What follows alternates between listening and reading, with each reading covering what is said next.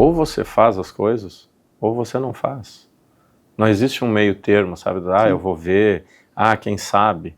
Não, a gente veio aqui, conversou, chegamos a um acordo, vamos fazer? Vamos fazer. Sim. Só vamos ajustar a data. Sim. E agora o Paulo, né, dá os pulos dele lá para organizar a agenda, o Eduardo, a equipe aqui da APO.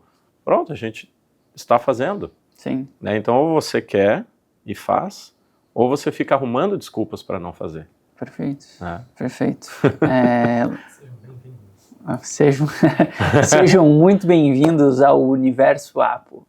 Depois de 3 horas de conversa, nós vamos abrir o nosso podcast. 3 horas de aquecimento, de aquecimento, está aquecido, alongou? Tudo certo? Bora. Então, sejam muito bem-vindos a mais um ApoCast. Já aquecemos. O Lucas já achou que a gente tinha começado já o podcast, mas na verdade não conversou, a gente só estava a gente entrou em um estado de alfa, vamos dizer assim, né? de frequência de fluxo de conversa, e a gente foi indo. Então, hoje estou com uma pessoa maravilhosa aqui que tive o prazer de conhecer. A gente simpatizou muito já na primeira vez que a gente conversou. Verdade. Ficamos ali 2 horas e pouco conversando. Uma coisa fluiu, que era para ser uma coisa de 30 minutos, o assunto fluiu. Então, está aqui conosco hoje. Temos projetos juntos agora pela frente. Então, seja muito bem-vindo, Paulo Gomes, treinador comportamental. Vai ser um podcast riquíssimo. Pega a caneta, presta atenção, que é maravilhoso o assunto que as pessoas têm para compartilhar conosco. Então, seja muito bem-vindo, Paulo. Obrigado, Eduardo. Obrigado pela oportunidade e é um prazer e fico muito feliz de poder estar tendo contato com a cultura de vocês aqui, com o Universo Apo, que às vezes a gente não faz ideia, né? Tão pertinho de nós, tem tantas coisas legais, né? Sim. A gente só precisa tirar um pouco a venda, né? Dos olhos e sair um pouquinho para o mundo, a gente descobre tantas coisas legais e não precisa ser longe, né, Eduardo? Eu lembro do livro O Alquimista, Eduardo, do Paulo Coelho. Eu li esse livro, eu tinha 16 anos e tem toda aquela história, né, dele achar a pedra filosofal e o elixir da longa vida, né? Então ele começa a estudar a alquimia, né, que era aquela ideia de você produzir essa pedra que poderia transformar qualquer metal em ouro, né? E o elixir da longa vida. E a história do livro é muito legal, porque ele sai numa grande jornada em busca do conhecimento para chegar na tal pedra e no elixir, né? E ele dá uma volta gigante por alguns países, Eduardo, por anos, até que ele chega de volta na cidade dele e descobre que tudo que ele precisava para fazer essa obra, né, da pedra e do elixir estavam guardados no porão de uma igreja na cidade que ele morava. Mas ele entende que aquele foi o momento certo para ele ter contato com todas essas, com todo esse ensinamento. Então muitas vezes a gente não entende por que só agora isso chegou para mim. Porque esse era o momento que você estava preparado para ter contato com isso. Perfeito. Para aproveitar essa oportunidade. Sim, né? A gente utiliza muito a ideia de nada quebra o tempo. Não. Né? Então, isso no conhecimento também. Então, às vezes tem coisas que eu não consigo sintetizar no conhecimento. Que o pessoal me pergunta, como tu fez isso? E eu respondo, tempo. Ele me ensinou. Sim. Porque no final a gente evolui, a gente cresce, e muitas das coisas elas não são padronizadas como a gente aprende. Sim. Então fica muito difícil replicar isso para fora, por exemplo, para o time que a gente tem aqui. Então eu respeito muito essa ideia do tempo e da referência. Eu falo, fique do meu lado, vamos fazer uma reunião comigo, vamos desenhar um projeto comigo, que muitos desses pequenos insights que o tempo, as horas de voo acabaram me ensinando. As próprias experiências vividas por você, né? Exatamente. De tudo, desde a infância, né? Exatamente. Então vocês vão acabar aprendendo isso também. Que legal. E sim, a gente tem uma questão que a gente fala muito aqui, que é uma dificuldade, porque a gente é mais conhecido fora que aqui na região. Então, todo mundo quando vem aqui no Universo Apo fica, nossa, que legal, legal o espaço, se surpreende. É uma cultura bem ativa das pessoas, né? Que legal. Aqui dentro, então, tu pode ver que tu vem aqui, geralmente tem movimento, tem coisa acontecendo, o pessoal te cumprimenta, o pessoal te recebe, se é o planejador, se é o gestor de projetos, se é o gestor de tráfego, se é o design, se é jornalista, aquela que te recebeu primeiro era jornalista. Ah, legal. Então, bacana. indiferentemente, as pessoas se movimentam aqui dentro, porque movimento é uma coisa que a gente busca muito. Faz parte da vida, né? Exato. A vida é um movimento, né? Me recordo agora da frase se eu não me engano, foi do Einstein, né? Que ele disse que a vida é como andar de bicicleta, né? Se você parar, você cai. Então a vida é um constante movimento, né? E se a gente pegar, né, Eduardo, os últimos 4 anos aí, por exemplo, quantas coisas a gente teve que se adaptar, mudar em função de uma pandemia, né? Sim. A forma de trabalhar, a forma de atender as pessoas. Aquilo que antes parecia impossível se tornou necessário. Por exemplo, você sair de Joinville a São Paulo fazer uma reunião. Sim. Aí hoje ficou normal fazer isso online. Eu me lembro que a gente iniciou a empresa aqui, foi mais ou menos início da pandemia ali. Então a gente já iniciou a pandemia. Sim. E todas as nossas reuniões eram presenciais. Porque eu sou uma pessoa que valorizo muito ainda o contato humano, eu gosto muito disso, por mais que a gente trabalhe com tecnologia, né? E seja um pouco contraditório isso, mas valorizo muito isso. E quando chegou a pandemia, a gente começou com essa questão de transformação. Só que daí existia essa ideia de como transformar comportamentos de pessoas que são totalmente conectadas com a tecnologia a ter um tato humano no meio. Sim, sim. Daí, é uma mudança de cultura, né, Eduardo? Exatamente. Então, uma das coisas que a gente conseguiu fazer aqui dentro, que eu acho que na região as pessoas nem sabem que existe, que a gente existe, ou que foi que eu acho que a gente fez muito bem sem querer, como que se fala, ser arrogante, foi esse quesito do desenvolvimento, de melhoria contínua. Tanto que a gente fez a reunião de fechamento do ano passado e eu fiz um exercício, eu peguei todos os grandes pontos de evolução da empresa. Eu fiz todos os grandes saltos de evolução.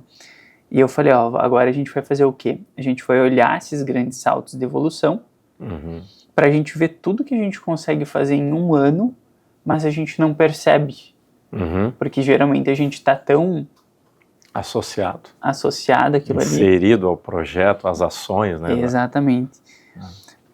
Não me lembro exatamente quantos, tá? Mas com certeza mais de 30, 40 grandes pontos de evolução e melhoria. Olha só. Em ambas as empresas, se dividisse por 2, daria, por exemplo, 2 grandes saltos de evolução por mês. Entende? E daí todo mundo ficou assim, nossa. Eu falei, é isso que a gente faz. Sim, sim. Como? Se movimentando. Sim. Testando, experimentando, né? Exatamente. Então, enfim, iniciamos a ideia. Primeiro vamos conhecer a gente depois vai entrar nesses assuntos, conhecer o Paulo. Sim. Se apresentar um pouquinho. É de Jaraguá? Eu sou natural de Porto Alegre. Porto Alegre. Olha aí. Nasci em Porto Alegre em 81, né? Não sei se cabe aqui, mas sou gremista, né? Ou em Porto Alegre você é gremista ou colorado. Né? Eu sou de Chapecó, então lá também tem um pouco disso. Tem, né? Mas lá tem um equilíbrio da Chapecoense no meio. Isso. Né? Então... Eu tenho uma relação de bastante tempo de trabalho em Chapecó também. E o pessoal pergunta aí e Chapecó como é que é? Bom, Chapecó você ou é gremista ou colorado, mas você é chapecoense. Né? Exatamente. Isso é muito legal. E morei lá, né, Eduardo, até o início dos meus 28 anos, e depois mudei para Jaraguá do Sul para implantar um negócio, né, uma empresa de treinamentos, onde eu conduzi um projeto por 12 anos, depois levei isso para o Oeste Chapecoense, cheguei a iniciar um projeto junto com um amigo e a minha esposa, que é a minha sócia, nos Estados Unidos, para brasileiros, né, a gente iniciou um projeto lá, fez 3 treinamentos lá, e aí depois a gente estava reavaliando algumas estratégias até que veio a pandemia, né? Então a gente deixou esse negócio, passou a trabalhar de forma individual e depois de um tempo a gente passou a fazer trabalhos fechados em empresas, né? E hoje nós estamos como mentores de uma empresa de treinamentos novamente, mas buscando coisas totalmente atualizadas. É a área do desenvolvimento, né? De desenvolver pessoas através de cursos, treinamentos, trabalhando mais especificamente a área do fator emocional, né?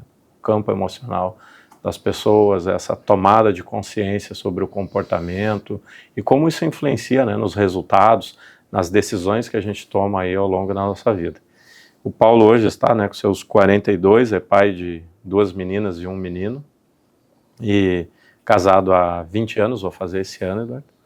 E sou muito feliz com as minhas escolhas até o momento. Quando dá, eu faço minhas aventuras em montanhas, né, uma coisa que eu venho trazendo aí no finalzinho da minha infância, assim, por influência do meu irmão. Eu pratiquei montanhismo e isso trouxe muita coisa boa para a minha vida, em termos de disciplina, de esporte, de cuidado com a própria vida, porque é um esporte muito bacana, mas ele tem os seus riscos, né? E quando eu posso, eu vou para um lugar um pouco mais hostil, assim, um pouco mais exigente da mente e do corpo, né?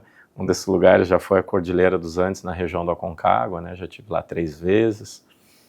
Patagônia, fazendo trekking, então essas coisas, esses momentos são pro Paulo, né? Legal. E assim a gente mudou para Jaraguá, já são quase 15 anos em Jaraguá.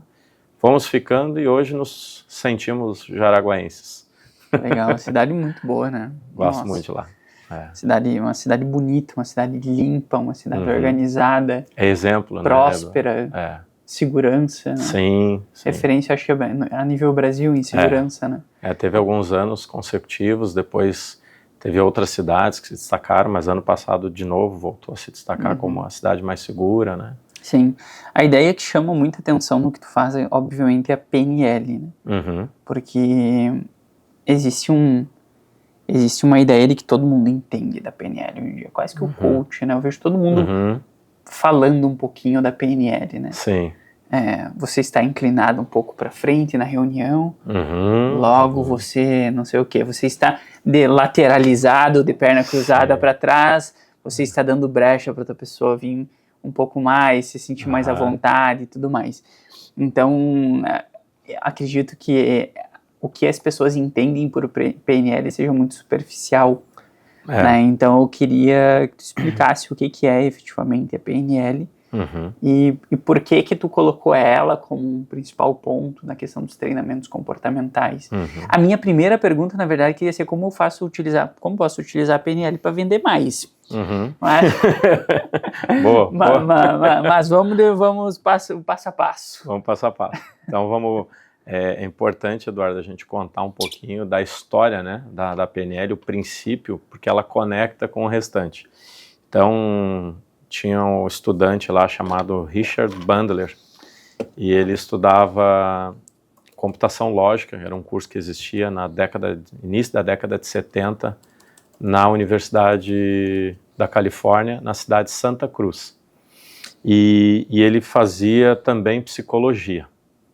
E ele conheceu um amigo, né, tinha um amigo lá, o Frank Pusilic, que é um cara que muito pouco hoje se fala nele, na PNL, porque depois que ela começou a virar realmente uma ferramenta, começou a ser estruturada, com o tempo ele se desligou do projeto, né? Mas a história começou com o Richard Bandler e o Frank desenvolvendo um seminário. A gente pode dizer, Eduardo, que era como se fosse um seminário para trabalhar pensamentos positivos, né? E eles aplicaram isso lá na universidade. E, se eu não me engano, foi a partir do 3º, a informação se espalhou pelo campus.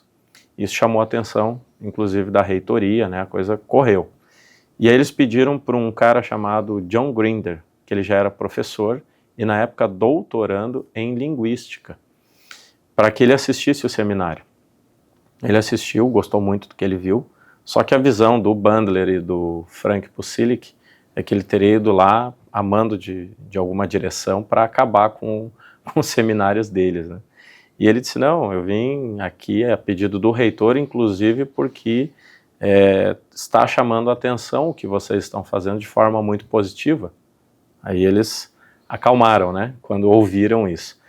E aí o Bandler disse algo do tipo, cara, eu estou modelando, eu estou aprendendo com alguns terapeutas que eu estou estudando, mas eu não sei bem ao certo o que eu estou fazendo aqui. Eu sei que o resultado está sendo legal. E aí isso chamou a atenção do Grinder e ele disse assim, não, eu sei o que você está fazendo e eu posso te explicar. E aí ele se juntou ao Frank e ao Richard Bandler e eles começaram a estruturar o que depois virou o PNL.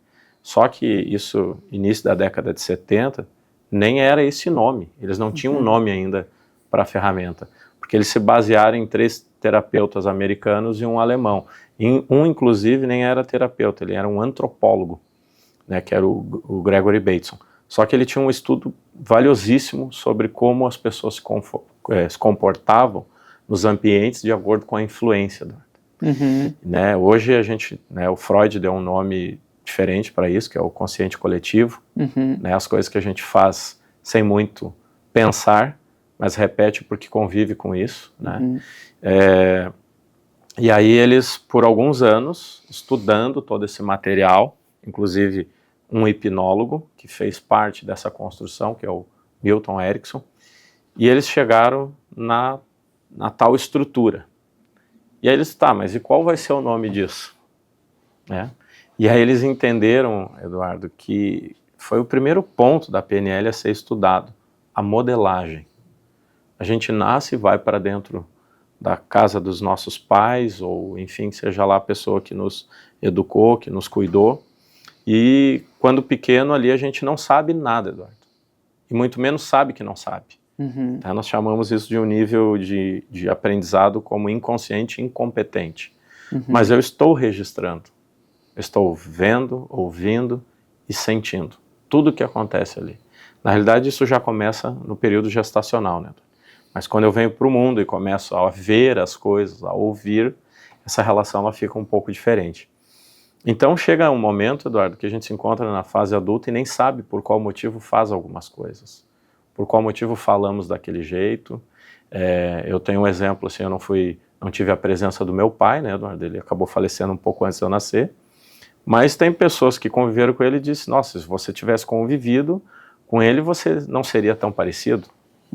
Né? E da onde veio essa modelagem? Então isso veio também através do nosso gene, né? Do nosso DNA. Você modela pai e mãe mais do que você imagina. Ou a pessoa muito responsável pela tua educação. Então a PNL ela quer dizer o seguinte, né? Programação neurolinguística você está vendo, ouvindo e sentindo. Isso está mexendo com o teu sistema nervoso central, sistema neurológico. E aqui, essa nossa conversa mexe com os nossos sistemas. Isso dá um comando para o nosso sistema central que ativa programinhas automáticos, programinhas padronizados. E a gente responde através da nossa linguagem corporal. Então, a linguagem é o reflexo daquilo que eu estou captando, fazendo um processamento, um pensamento, acionando programinhas automáticos e refletindo através da linguagem corporal. Aí o que acontece, né, Eduardo? Se a gente entrasse ali na sala de reunião agora e eu tivesse que desenvolver um assunto para os teus colaboradores que eu domino, então eu vou agir por meio de programas conhecidos. Agora, se você fizer uma pergunta de algo que eu não sei, eu vou processar, eu vou buscar, ou vou ter que dizer, Eduardo, eu realmente não domino essa informação. E a mesma coisa seria para você, se a gente invertesse os papéis. Então, a gente está acostumado a se surpreender com algumas posturas, com alguns comportamentos, mas as pessoas só agem baseado naquilo que elas conhecem. Tem uma experiência, tem uma vivência. Poxa, eu no teu lugar não agiria assim. Não, se você estivesse no meu lugar, você agiria exatamente como eu ajo, porque aí você seria eu. Agora, se você estivesse nessa situação, sendo você, sim, você agiria diferente, porque você é outra pessoa. Sim. Você tem uma história de vida diferente, você tem experiências diferentes. Então eles entenderam o seguinte, né, Eduardo? O nosso cérebro está 24 horas por dia registrando tudo que a gente ouve, vê e sente. através da sinestesia, audição e visual. E na sinestesia é a gustação, o olfato, né, e o toque. E isso está dando comando, eu estou registrando essas informações e gerando experiências de acordo com a forma como eu compreendo e ajo no mundo. Então quer dizer que nós estamos o tempo todo registrando e aprendendo. Se eu estou o tempo todo aprendendo, quer dizer que eu posso aprender qualquer coisa. E eu posso desprogramar esses comportamentos negativos, impensados, impulsivos. Eu posso desprogramar isso e programar de novo, colocar no lugar algo que seja mais eficiente, mais eficaz para mim. Mas qual o tamanho do gasto de energia para que isso aconteça? Bom, primeiro ponto é eu querer a mudança, né, Eduardo? Uhum. Eu tenho que tomar consciência que aquilo não me serve mais. Sim. Né? Quantas vezes a gente repete uma ação, Eduardo, uma fala, né, um padrão de comportamento, que a gente já tem consciência que aquilo não nos ajuda, né? A gente já tem consciência que aquele padrão ele não serve mais. Só que aquilo está tão enraizado dentro de mim que eu não vejo luz. Mas como que eu mudo isso? Bom, um passo já foi dado, né? Você sabe que aquilo não está te fazendo bem, né? Ou não está te levando para o resultado que você deseja. Legal. Você quer a mudança? Porque a gente se depara diariamente, Eduardo, com pessoas que querem mudar, mas não estão dispostas a pagar o preço dessa mudança. Porque é deixar para trás uma vida velha, né? As memórias do passado. Eu tenho uma fala que eu digo que as pessoas ainda estão no século passado, mas querem ter resultados no século presente. As nossas memórias, Eduardo, para gente que nasceu antes, nessa virada de século, né? Elas estão no século passado. Mas se a gente pegar alguém de 16 anos, que já nasceu nesse novo século, nesse milênio, vamos pensar assim, ela também vai trazer suas coisas do início da vida. Então o primeiro passo, você quer mudar? Tem que querer de verdade. Porque vamos trazer um exemplo, Eduardo, assim, do carro, né? A gente aprende a dirigir. Como que a gente aprende a dirigir? Repetindo aqueles movimentos todos. Sim. Né? Tendo aulas para isso. E a gente teve quantas aulas em casa do que fazer e não fazer? Inclusive coisas que a gente aprendeu a fazer em casa que não era para fazer. Mas que era um padrão do pai e da mãe e está tudo certo. Eles deram o melhor que eles podiam para nós, de acordo com o que eles também receberam, né? Aí o que acontece? Nós repetimos um modelo várias vezes e aquilo se torna automático, é intrínseco. Como que eu mudo isso? Então, identifico o que eu não quero. Tomo a decisão de fazer a mudança, né? Isso é muito importante e tenho que ser muito persistente. Você sai do carro manual e vai para o automático, é mais fácil da gente se adaptar. Se você sai do automático e volta para o manual, você vai dar uma escorregada. Você vai acelerar sem colocar a marcha. Você vai... esquecer de pisar na embreagem. Esquecer, exato. Há um tempo atrás eu estava com um carro da seguradora por conta de uma situação. Eu parei no semáforo e quando eu fui arrancar, eu fiquei dando aquela acelerada e, lógico, esqueci completamente de pisar na embreagem e engatar a primeira. Né? Porque eu estava acostumado só a soltar o pé do freio e acelerar. Então aquilo já está automático. Sim. Beleza, identifiquei o que eu não quero, tomo a decisão e eu começo a experimentar novos comportamentos para o lugar daquele comportamento, daquele tipo de ação que eu tenho, que não me conforta mais, que tá claro para mim que aquilo não me leva para o resultado que eu desejo. E aí eu começo a repetir o novo padrão. De forma sintetizada é isso, né? Eu começo a repetir até que ele se torna um hábito. E é um hábito.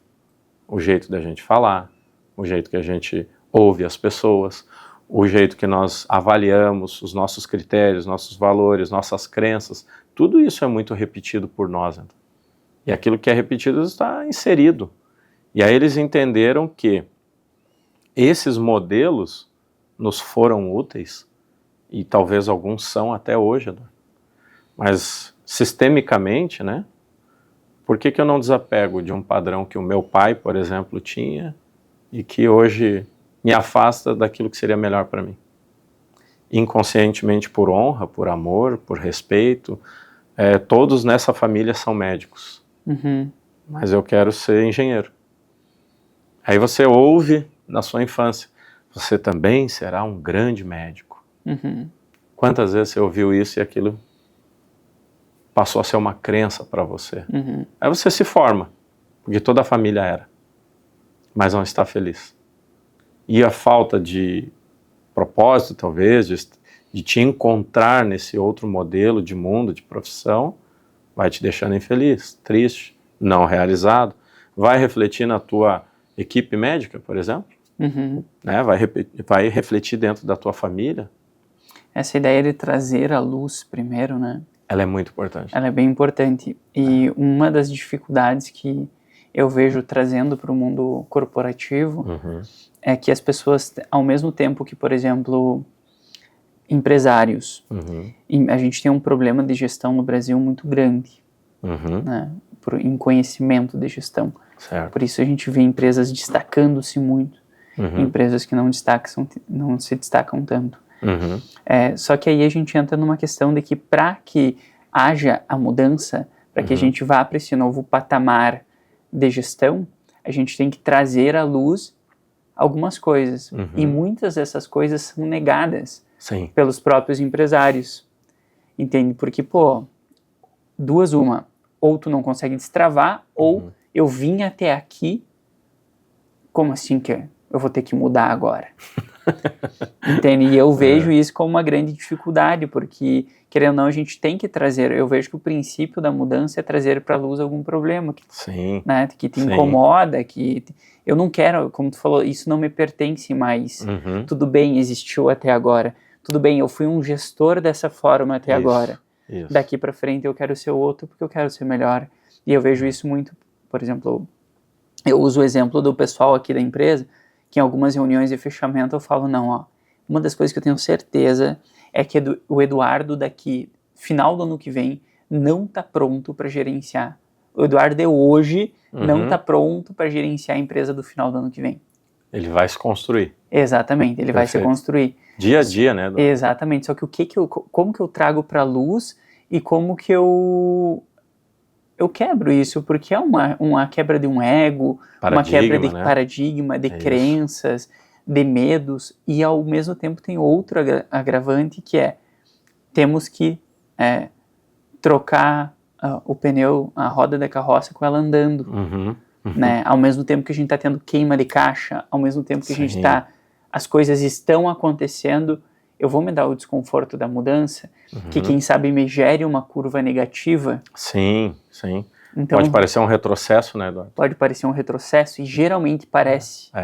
Né? É assim que as pessoas acabam vendo, né? Exatamente. E aí tem um fator, Eduardo, interessante, né? Porque quando a gente trata de programações mentais, né? Da forma como eu reajo diante das situações, seja com o meu colaborador, com o mercado, com o cliente, isso tudo está pautado em programinhas, ideias formadas que eu tenho, né? Eu vou te dar um exemplo, assim, se eu pedisse para você imaginar uma casa que você construiria para você, essa casa ela não vai sair do zero, Eduardo. Você vai se basear em experiências, você vai se basear em memórias que você já teve, e tá tudo bem. São pontos de referência, mas isso não precisa ser exclusivo, não tem que ser igual às referências que você tem do passado, você usa como base para muitas vezes não repetir aqueles, talvez, erros, né? A PNL não costuma dizer que a gente erra, né? Você tem um feedback, você tem um resultado, você avalia se esse resultado está satisfatório ou não. E se ele não está satisfatório, o que eu vou fazer para chegar no resultado que eu desejo? Então é um constante aprendizado. Só que pegou muito forte, Eduardo, para o Bandler e para o Grinder, depois que seguiram o projeto, que tudo isso está vindo da nossa mente inconsciente, né? 95% das nossas decisões são da mente inconsciente. E como o nosso cérebro está lá 24 horas por dia registrando, você imagina a quantidade de informações que nós temos armazenadas e que estão impulsionando os nossos pensamentos, consequentemente, as nossas ações, reações, né, diante dos fatos da vida, né, desde você acordar de manhã cedo, ter a sua rotina, pegar o carro e vir trabalhar, né? Então tudo isso tem influência. Mas eles entenderam o seguinte, tá bom, se isso está lá dentro, e para que eu provoque determinados tipos de mudanças, eu preciso mexer lá, então eu preciso criar acessos para isso. Então por isso que hoje a gente fala tanto de tomar consciência ou trazer luz, é um primeiro passo muito importante. E aí eles entenderam assim, o que eu tenho dito, Eduardo, para eu quando eu acordo? O que eu me digo? O que eu digo para as pessoas que estão comigo? Quando eu estou diante de uma situação desafiadora, o que eu tenho dito? Porque aquilo que eu falo para mim é registrado também. Por isso aquelas, não sei se são terapias, mas de pensamentos positivos, de positividade. A própria psicologia positiva trabalha muito em cima disso. Né? E eu não preciso de maneira alguma, Eduardo. Infelizmente, às vezes as pessoas distorcem, né? Pegam uma ideia, distorcem, que eu vivo 100% do tempo no positivo. Não. Mesmo eu trabalhando com isso, tendo um conhecimento muito profundo da ferramenta e me observando o tempo inteiro, tem horas que a gente se pega em momentos desafiadores. Né? Ninguém está livre de se sentir triste, preocupado com algo. A diferença é como eu reajo com isso. Mas sim, eu procuro a maior parte dos meus dias estar com o pensamento positivo. Tem horas que você fica mais analítico e está tudo bem, faz parte dos processos que você vive para tomar decisões e buscar o resultado que você deseja. Agora, essa falsa ideia que eu tenho que viver o tempo todo feliz, felicidade são picos, são estados temporários, mas que eu construo ela aqui dentro também. Então, se você entra numa situação desafiadora, o que você diz para você? Vou dar conta ou não vou dar conta? Né? Eu vou insistir mais para chegar nesse resultado ou eu vou desistir agora? São escolhas, mas baseadas em crenças, valores e experiências. Eu anotei aqui que tu comentou que a PNL ela não encara o erro como um erro. E sim como um feedback. E sim como um feedback. Isso, que me traz aprendizados. Naturalmente o ser humano, e eu concordo, crescimento é desconfortável, tá na nossa... Sim. É um dos nossos slogans ali. Sim. Mas tu não acha perigoso, porque naturalmente o ser humano é uma pessoa que é muito acostumada a dar desculpas. Sim, sim. E tu não acha perigoso essa ideia de a gente incentivar as pessoas para que elas, tu pode errar. Porque vai chegar num momento que eu já vi isso acontecer, errei, vou aprender. Errei de novo, vou aprender. Errei. É quase que como o perdão veio para justificar o erro. Entendeu? Não sei se tu... Interessante a tua pergunta. Eu penso que é uma questão de posicionamento também mental, né? E posicionamento quando a gente vê de um campo corporativo, né? Sim. De limites também para isso, né?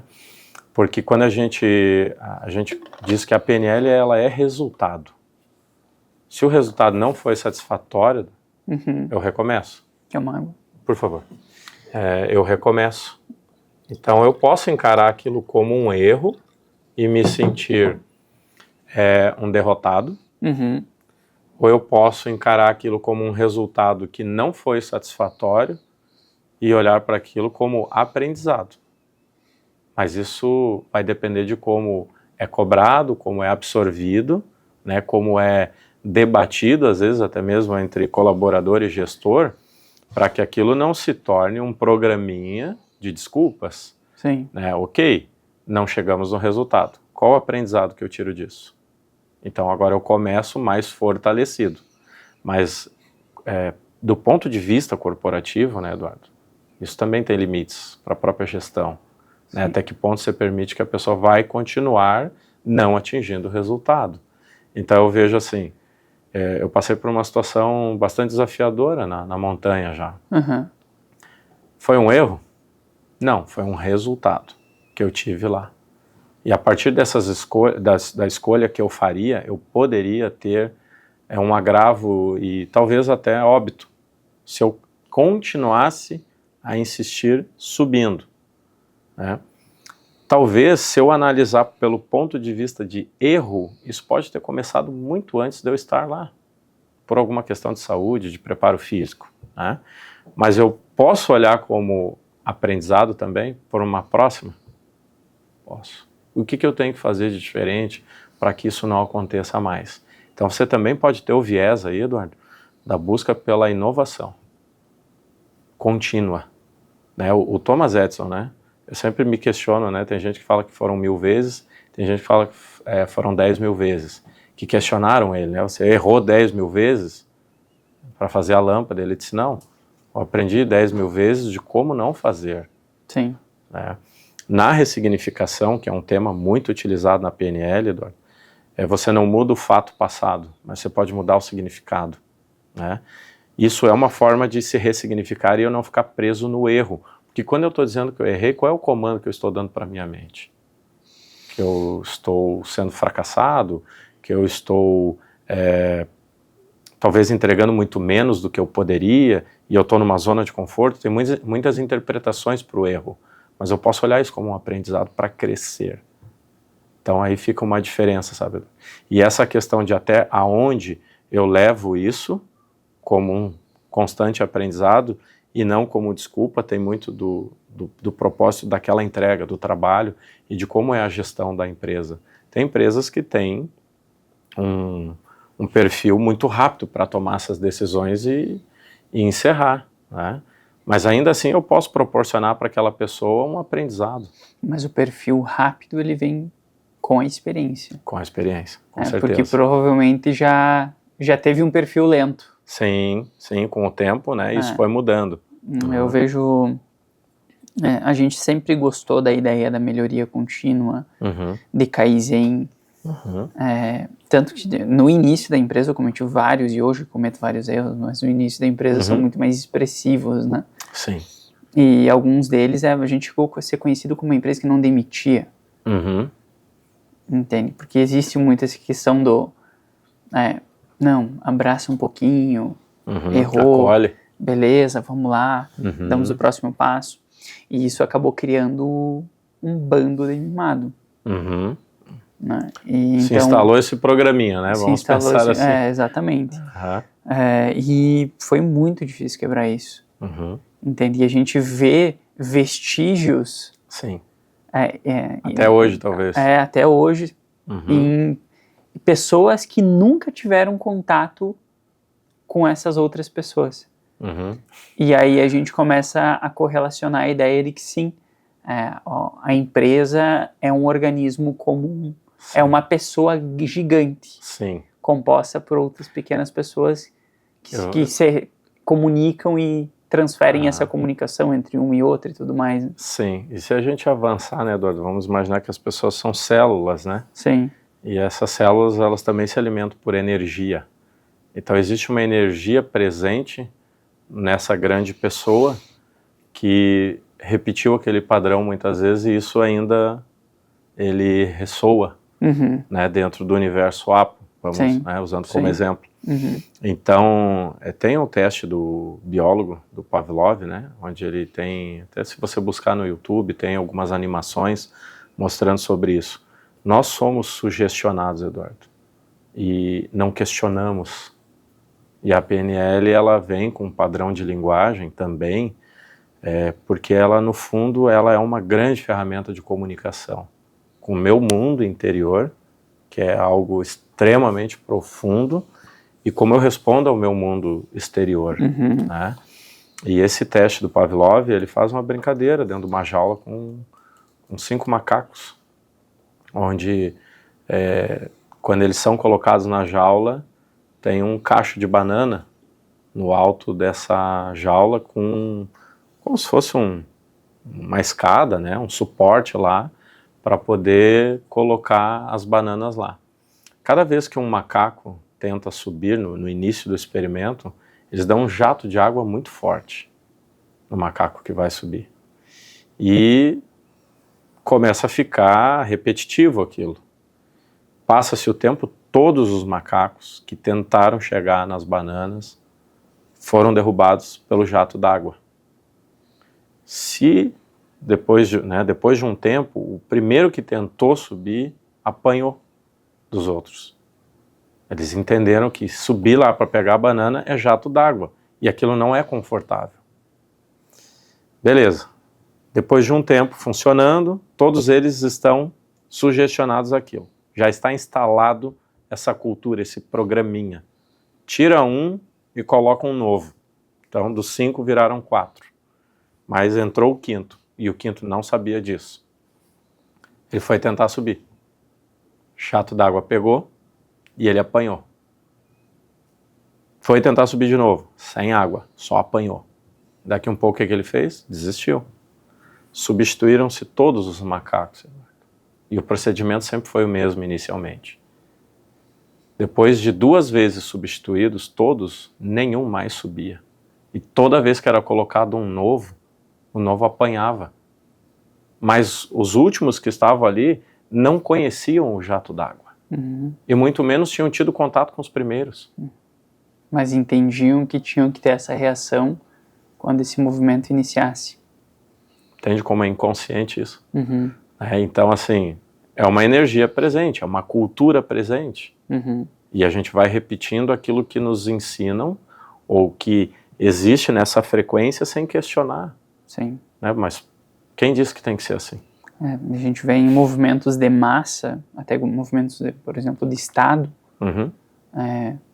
determinados tipos de pressão acontecendo para que se ofusquem tentativas de algumas coisas em específico.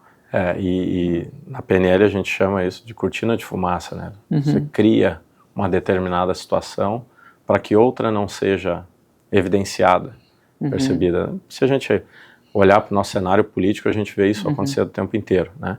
Mas de que forma alguns padrões de comunicação estão chegando até você, te induzindo, né, te sugestionando a acreditar em determinadas coisas, ou até mesmo consumir essas coisas, né? E até mesmo te desencorajar de outras. Exatamente. Então tu vê o que os macaquinhos passaram a fazer. Sim. Né? Quando você troca todos os macacos 2 vezes, então a terceira leva que estava ali não conheceu a primeira. Sim. E muito menos viu o jato d'água. Mas se alguém tentar subir na escada, ia apanhar. Sim. Né? E aí teve outros testes, Eduardo, mais recentes, com pessoas em consultório. Pegadinha mesmo, para mostrar como as pessoas funcionam por esse sugestionamento.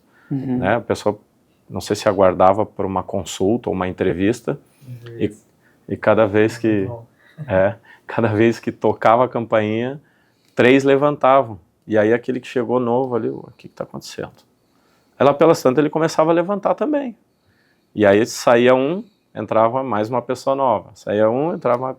Daqui um pouco nenhum daqueles que estavam no começo estava ali, mas quando tocava a campainha todos levantavam. Aí você entende o termo massa de manobra, né? Você começa a entender o quanto nós somos direcionados. E eu procuro me manter, Eduardo, muito mesmo assim, no presente, analisando as notícias que eu leio, avaliando o que eu estou lendo, e sou uma pessoa bastante questionadora, porque quem me prova de fato que isso era assim, ou que não pode ser diferente, e de uma forma melhor, mais flexível, mais eficaz, né? Isso para o meio corporativo é tão importante, né, Eduardo? Sim. A gente dá treinamentos corporativos, você vê assim, mas sempre foi assim. Eu adoro ouvir essa afirmação, né? Sempre foi assim. Legal, mas e aí? Só existe essa forma de fazer?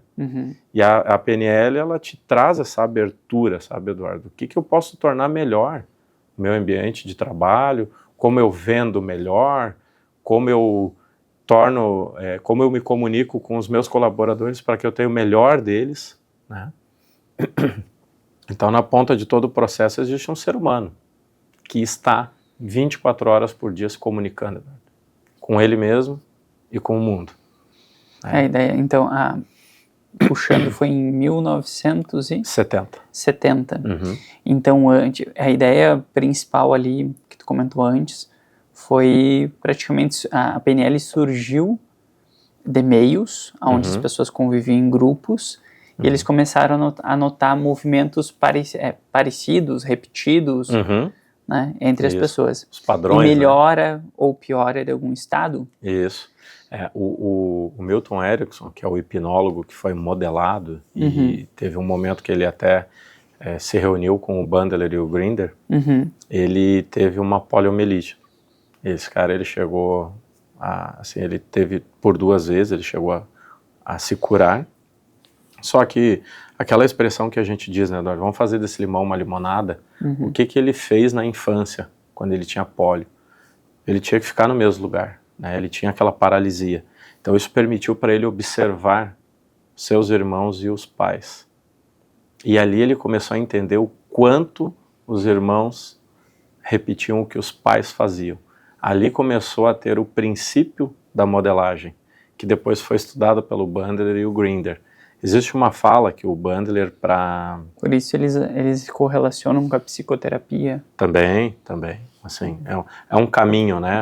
A PNL é uma ferramenta que te auxilia, né, juntamente com a hipnose, e não essa hipnose com viés de brincadeira, sabe, Eduardo? Que funciona também, é uma hipnose, né? Mas é a hipnose com fim terapêutico, né? Ou até mesmo clínico, dependendo do segmento. Mas eles entenderam que esses movimentos estão tão registrados na mente inconsciente que a gente só repete. É o tal sugestionamento ou indução, eu fui induzido a fazer isso. Mas ok, em algum momento da minha trajetória eu decidi fazer essas coisas. Mas eu não sabia. Foi inconsciente, mas você tomou essa decisão. Mesmo que sem pensar conscientemente. E o Erickson foi um braço fortíssimo dentro da estruturação da PNL para que você consiga atingir a mente inconsciente para trazer à consciência aquilo que talvez esteja te atrapalhando ou te impedindo de avançar como pessoa, como profissional. Trazer a mente consciente estaria muito relacionado a falar, botar para fora? Sim, uma vez que eu reconheço aquilo, né, Eduardo, que eu trago essa informação, sim, ela me permite utilizar aquilo para meu benefício, para eu me desenvolver, para eu destravar, né? Eu fiz curso de oratória já, Eduardo, e são muito importantes. Mas muitas vezes as pessoas procuram um curso de oratória para perder o medo de falar em público, né? Quando muitas vezes isso é um fator emocional. Não técnico. E não técnico, exato. Então, assim, quantas pessoas a gente conhece que fala muito bem, tem total domínio de um assunto, tecnicamente, ou seja lá qual for o assunto. Mas se você colocá-la para falar para 10 a 15 pessoas, parece que o assunto desaparece. Então isso não é falta de recursos de comunicação. E sim, existe uma travinha. E às vezes essa exposição, ela se deu até mesmo na escola, né? Quantas vezes a gente teve que ir lá apresentar um trabalhinho. E aí no dia que que a gente foi fazer isso pela primeira vez, eu gosto de usar um exemplo assim, você se conecta com aquela exposição, né, com aquele desafio de apresentar um trabalho e se expor ali diante das pessoas. E por alguma razão, você tinha, sei lá, 8, 9 anos, você escorregou, você falou alguma besteira, alguma bobagem, e a turma inteira riu.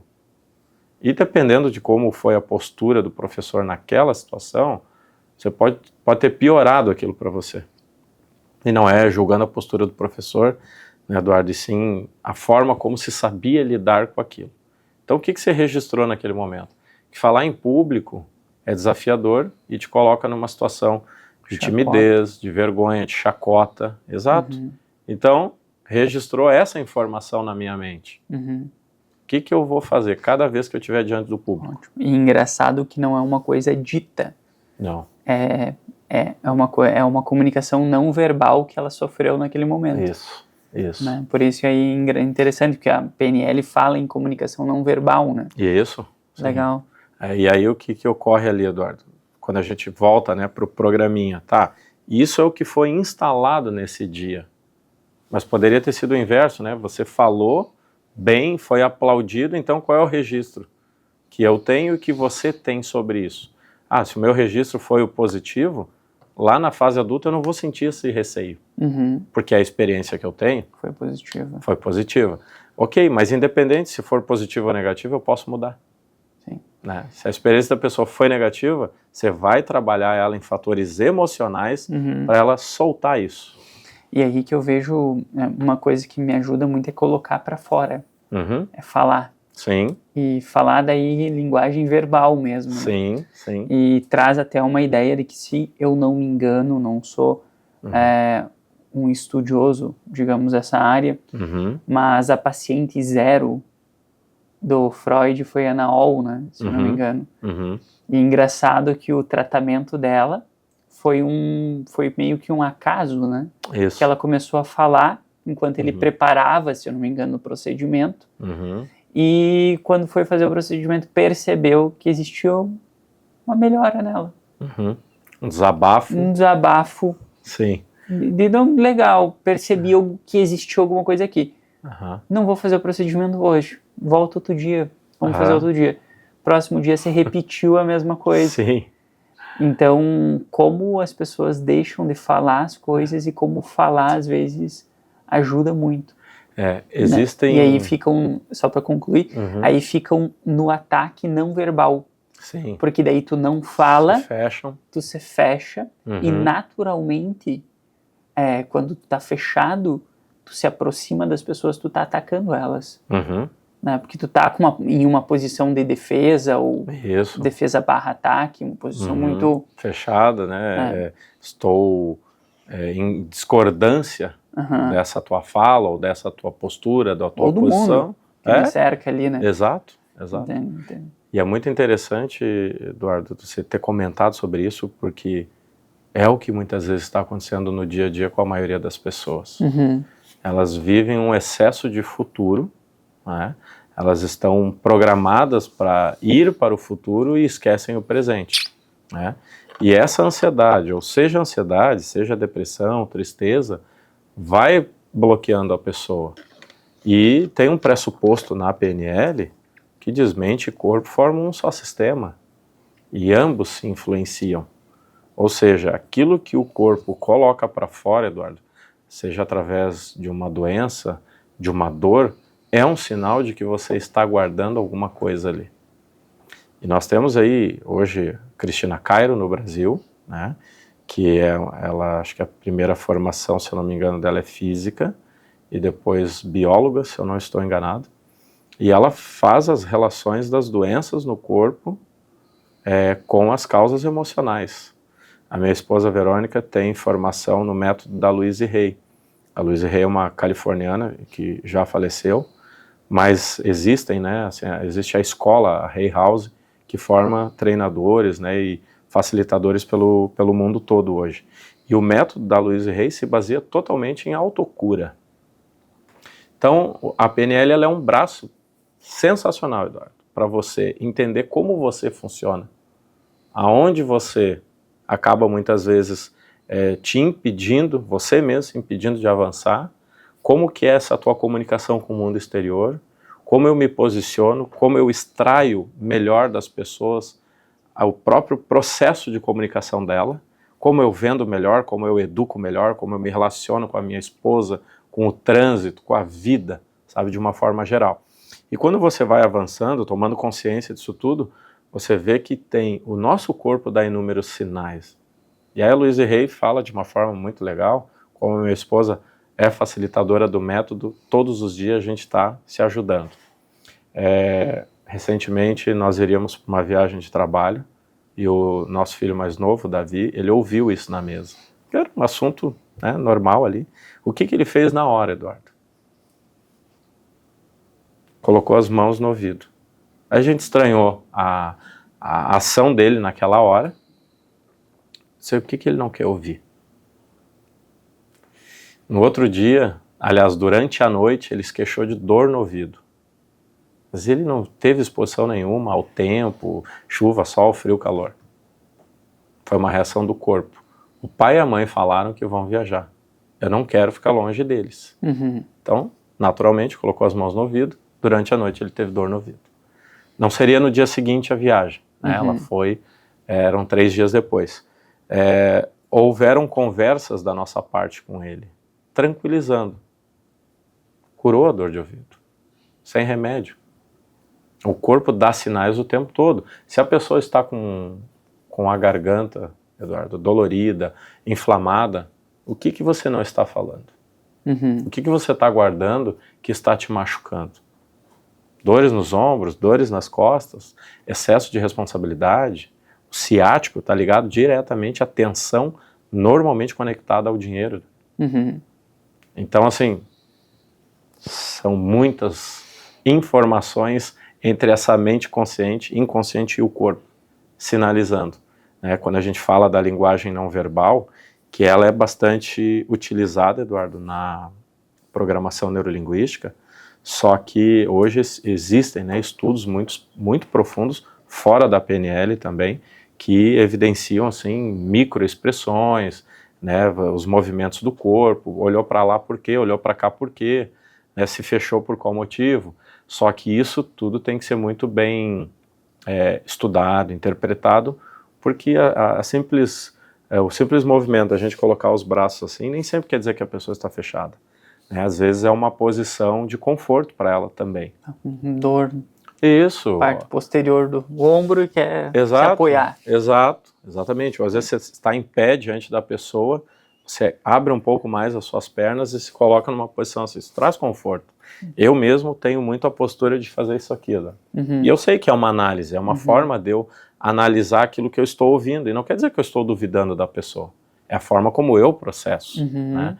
Então, quando a gente estuda a PNL, Eduardo, a gente aprende a julgar menos as pessoas, a entender que talvez até aquele momento, aquele melhor que ela deu, que talvez dentro da nossa visão não seja o melhor, mas pode ser o melhor para ela, ele pode ser instigado, ele pode ser motivado, estimulado de uma outra maneira, né? Tem uma história, Eduardo, do Joseph O'Connor. O Joseph O'Connor, assim como o Robert Hughes, ele estudou a PNL lá nos princípios, né?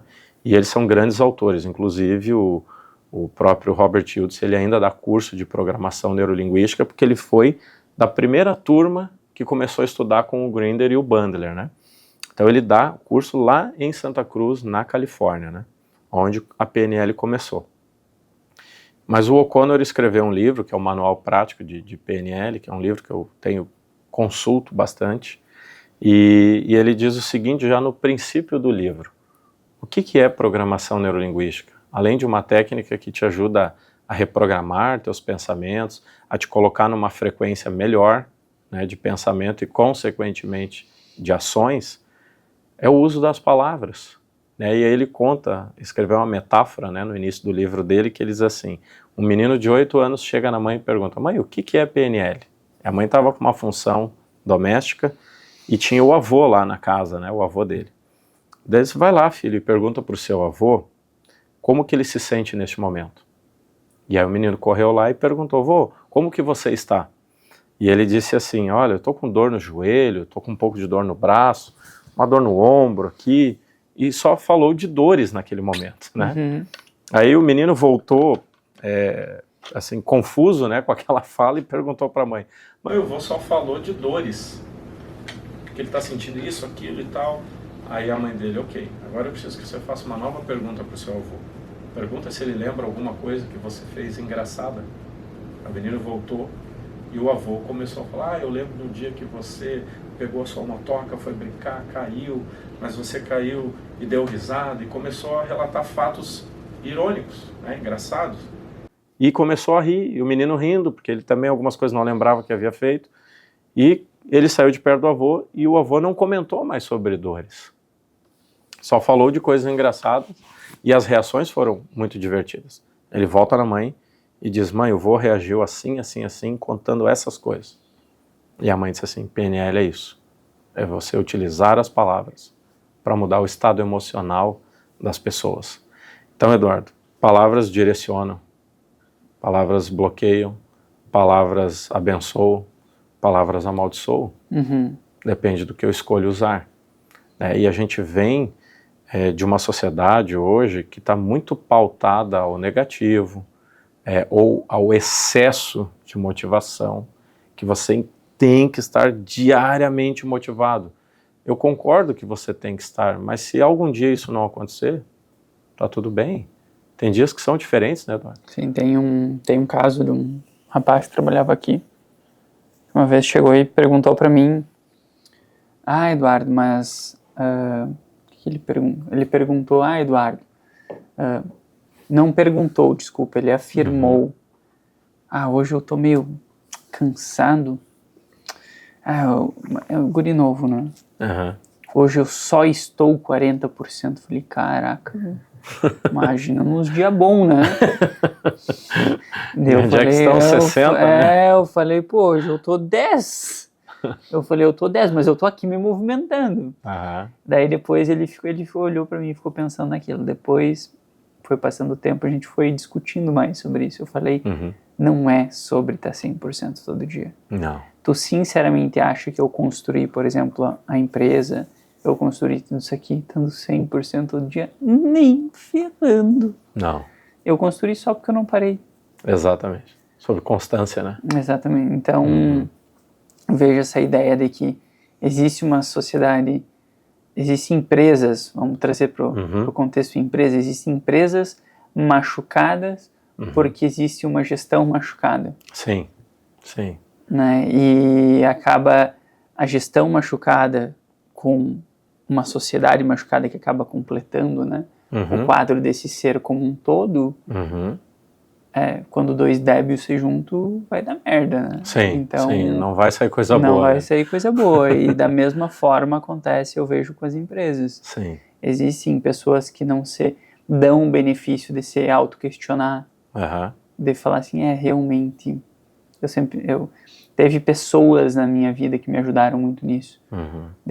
Cara, você pergunta assim, não aceita só. Por que será que eu senti isso? Exato. Né? Que estranho. Tem dias que eu chegava estressado, por exemplo, na empresa, e eu revia minha trajetória toda. Até chegar na empresa, o que aconteceu? Quando eu cheguei em casa à noite, né, acho que eu comentei até contigo isso outra vez, tem dias que eu chego, eu sento no sofá, eu olho para minha esposa e falo, o que aconteceu hoje, será? Que eu tô me sentindo assim. E será que foi isso? Não. Será que foi aquilo? Será que foi aquilo? E nem sempre a gente acha. Acho que na maioria dos casos a gente não acha. Sim. Daí mas o simples fato de se dar o benefício da dúvida e se questionar eu vejo que fez com que eu evoluísse. Sim. Entende? E quando eu tô muito estressado, entendo essa minha linguagem, porque o corpo tensiona, porque a gente fica com pensamentos mais negativos, puxando muita coisa negativa para dentro. Cara, Mari, eu falo para minha esposa, vou correr. Sim. E é um dos códigos. Ela já sabe, quando eu falo que eu vou correr, é porque eu tô mais estressado e eu não quero transferir isso para ela. Sim. Muito menos para Ceci também, que é nossa filha. Então, vou dar uma corrida e ela, não, vai lá, amor, fica tranquilo. E isso é uma forma de você trabalhar o teu corpo, né? Para liberar talvez aquela tensão, aquele estado de tristeza.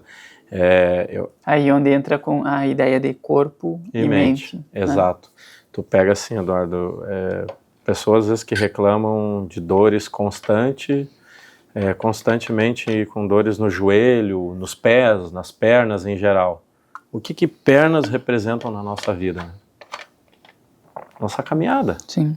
Então, você está sentindo medo de avançar na vida? O teu corpo está sentindo também, né?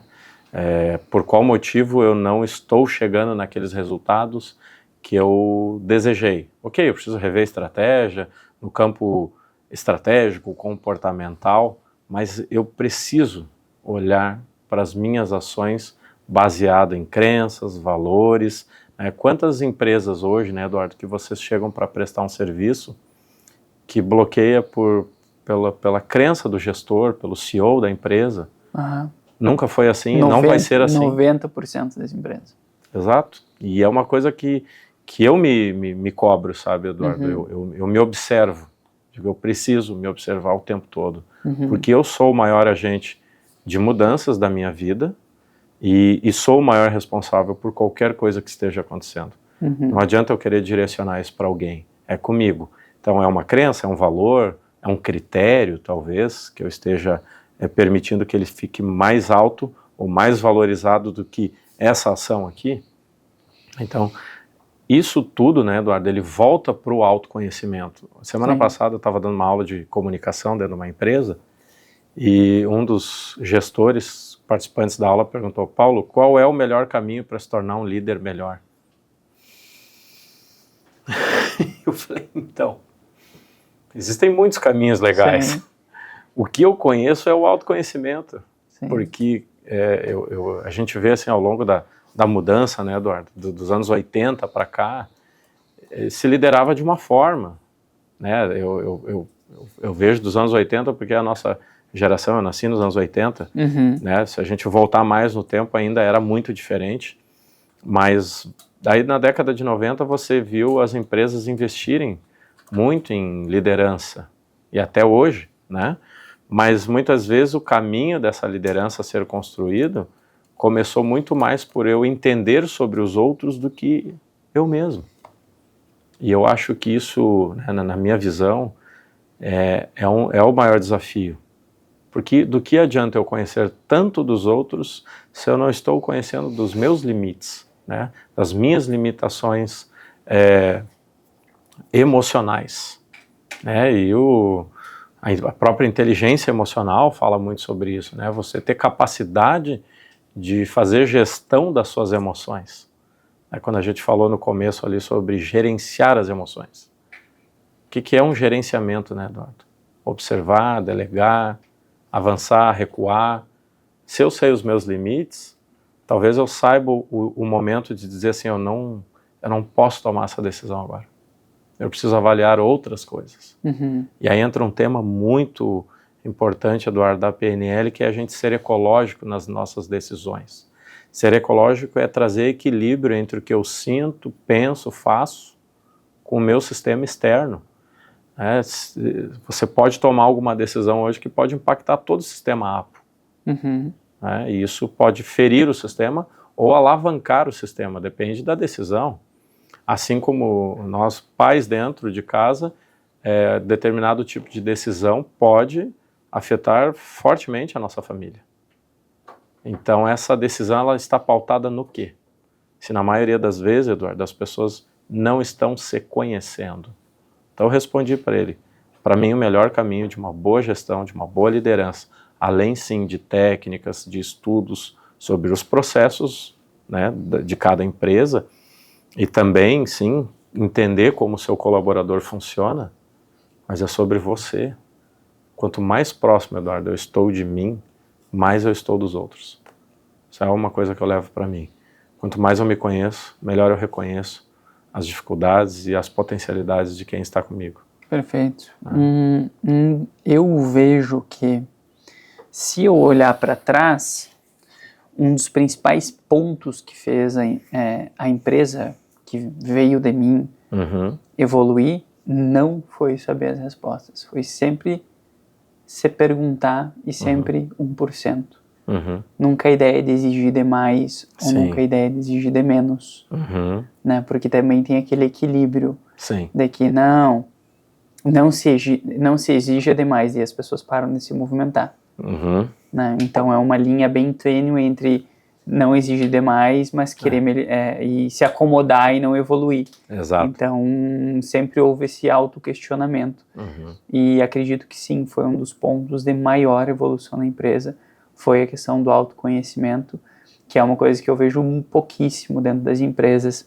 E é um dos assuntos que eu puxei com um dos clientes essa semana, inclusive, por coincidência, que é montar um curso ensinando a empresas ter bons relacionamentos com outras empresas, a gestores ter bons relacionamentos com prestadores de serviço, a gestores ter bons relacionamentos com os times de gestão internos das empresas, da empresa em si. Que bacana. Porque geralmente, quando se trata de gestão em empresas um pouco mais antigas, elas vêm com uma gestão muito dura. Né? E ela vem com uma gestão sem saber realmente, efetivamente, o que é aquele problema. Simplesmente te ataca. Sim. Né? Então... Percebe que aquilo está impregnado já ali, né? Exatamente. E é uma coisa que a gente sofre muito, porque nós o nosso trabalho, ele é um trabalho tecnológico. Uhum. E a gente trabalha, naturalmente, o nosso core business é a indústria. Uhum. Então, são duas coisas que quase não conversam. O desafio é grande, né? O desafio é muito grande. Então, a gente falou, então vamos fazer o seguinte, vamos montar um curso, porque não é sobre... Teve um caso de uma pessoa que falou para mim, não, porque eu não quero saber sobre isso. Por exemplo, eu quero saber, eu só preciso cobrar. E eu falei, não, eu acho que tu tem que saber. Porque como tu vai saber se tu tá cobrando certo ou errado? Entende? Então... Qual é o teu referencial disso, né? Exatamente. Então, às vezes, existem cobranças que eu vejo de empresários em cima dos times, que existe um limite de não, legal. Eu quero entender o que é o limite do que eu posso cobrar para daí... Sim. que daí eu cobre. E é bastante profundo isso, né, Eduardo? Porque vai variar muito de grupo para grupo, de tipo de negócio, né, de tipo de indústria, né, o que você fabrica aqui, como você vende isso para o mercado, né? E exatamente, a ideia de vender isso, por exemplo, Lucas, que a gente discutiu sobre, queremos mais velocidade nas produções, por exemplo. E existiam duas compreensões, a compreensão deles, que estavam dentro do setor, e existia a minha compreensão, que estava fora. Daí eu falei, se vocês não falarem os problemas que vocês estão tendo internamente, seja de equipamento, velocidade, produção, eu vou imaginar o que eu quero imaginar. Sim. Se você não é claro comigo, você me dá o direito de pensar o que eu estou percebendo disso tudo, né? Da mesma forma do meu lado, com eles. Sim. Então, uma das coisas que está nos ajudando a evoluir cada vez mais é simplesmente se comunicar, vender. E isso tanto internamente quanto externamente. Porque muitas das coisas que a gente fazia nos projetos, os clientes não entendiam aquilo ali. E eu falei, eles não precisam entender tudo, eles precisam ver que aquilo ali existiu. Sim. Então, o que a gente fez? A gente automatizou alguns processos que são padrões dentro dos projetos, que vai uma mensagem automática lá para o stakeholder principal do projeto, que ele é informado, acabou de ser concluído tal tarefa, que está conectado com essa métrica norte, que está conectado com isso aqui, dentro do escopo geral do projeto. Agiliza, né? Ganha esse tempo. Exatamente. E, na verdade, o maior objetivo disso é transmitir informação para outra pessoa que não conseguiria ver essa informação. Sim. Porque daí o que acontece? Ele recebe no WhatsApp, a gente fala, não precisa responder. Não é uma coisa para te responder, tu só vai ser notificado que uma pequena ação foi concluída. Sim. Dentro de todo um processo, toda uma cadeia de coisas que precisam acontecer. Que tu não veria antes. Claro. Então, o que a gente está tentando apostar agora é tentar fazer com que as pessoas vejam coisas que elas não veriam por falta de conhecimento. Então, pequenas coisinhas, um passinho de cada vez. Sim. E o quanto é desafiador, né, Eduardo, tu entrar numa empresa e mudar essa cultura, né, tu implantar determinados projetos. Eu tenho o exemplo de um amigo que ele assumiu a gerência, né, de uma indústria fora do estado, aqui em outro estado do norte do Brasil, e ele tinha uma vasta experiência com a indústria, né, e depois de 2 anos lá dentro, tendo dominado tudo, né, e novos projetos já 100% depois que ele estava lá dentro, ele entendeu que com a experiência que ele tinha, ele poderia fazer com que ela crescesse muito mais, né, e talvez até chegar ao cargo de direção industrial. E chegou um momento onde aquilo começou a conflitar entre ele e o próprio dono da empresa, o CEO, onde eles se desafiaram através da comunicação, e ele chegou a dizer para o CEO, se eu pudesse, lógico que ele falou isso, Eduardo, ele já estava mais fora aqui dentro, né? Mas se eu pudesse, eu demitiria você da sua empresa. E faria com que ela crescesse muito mais.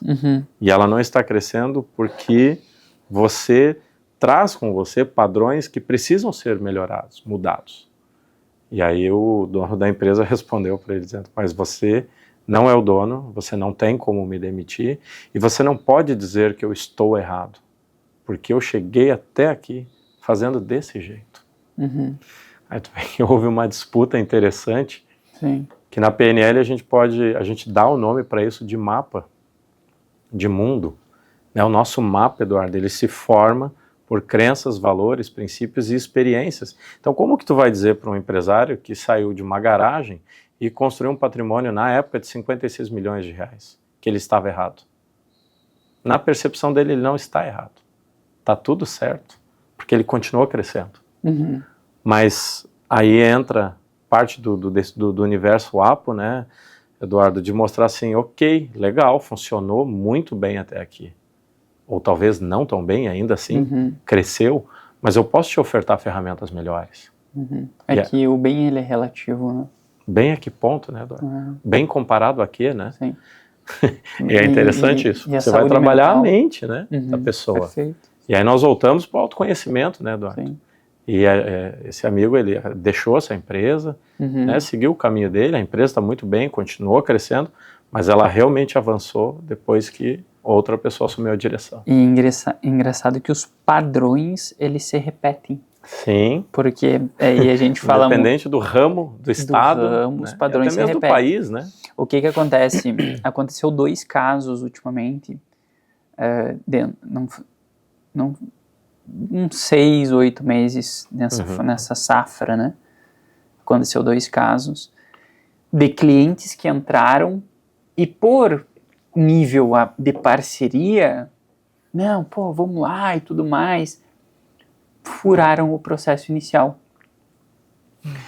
Mas furaram por quê? Furaram em nome da parceria, mas quebraram o processo inicial. Mas por quê? Porque o cliente estava muito ansioso com a ideia de, não, temos que ativar isso, temos que fazer aquilo, temos que fazer isso, temos que fazer aquilo. Beleza, o pessoal fez, deu problema. E só que isso, antigamente, acontecia muito. Só que fora isso, existem outras pequenas coisas, que é onde eu queria chegar, que vão se repetindo. Sim. Muita ansiedade no início do projeto, quero tudo para ontem, desorganização interna, vezes querer velocidade. São fórmulas que a gente foi vendo ao longo do tempo que dão um BO gigantesco dentro dos projetos das empresas. Sim. Entende? E uma das ideias de a gente trazer o braço de educação foi justamente isso, tá? Legal. A gente não tem como lutar contra isso. Né? A gente não tem, porque se a gente quiser bater de frente, a gente não vai conseguir evoluir dentro desses clientes. Então a ideia é ter resiliência, porque a gente sabe que vai dar problema por um período, e passando essa curva negativa, as coisas começam a vir à luz. Sim. Né? Então, e aí aí onde veio a educação. Legal. A gente tentou encurtar essa curva, trazendo quem para perto, trazendo os principais tomadores de decisão, CEO, diretores. Exatamente, e os times que atuam no projeto, para a educação aqui dentro. Legal. Então a gente dá as imersões, todas as imersões, a parte de educação é voltada para o desenvolvimento. E a gente traz à luz esses pequenos problemas. Ó, o que a gente vai ensinar a vocês aqui não é... a gente não vai dar o peixe para vocês, a gente vai ensinar vocês a pescar. Sim. Então tem pequenas coisas que a gente precisa compreender antes de ter efetivamente um projeto de sucesso. E é isso que a gente vai ensinar aqui dentro da APO para vocês. Que bacana. Porque assim, né, Eduardo, quando a gente ensina PNL ou qualquer ferramenta de autoconhecimento, ele é um movimento da nossa parte para esse cliente, para essa pessoa. Agora, a decisão de colocar isso em prática é da pessoa.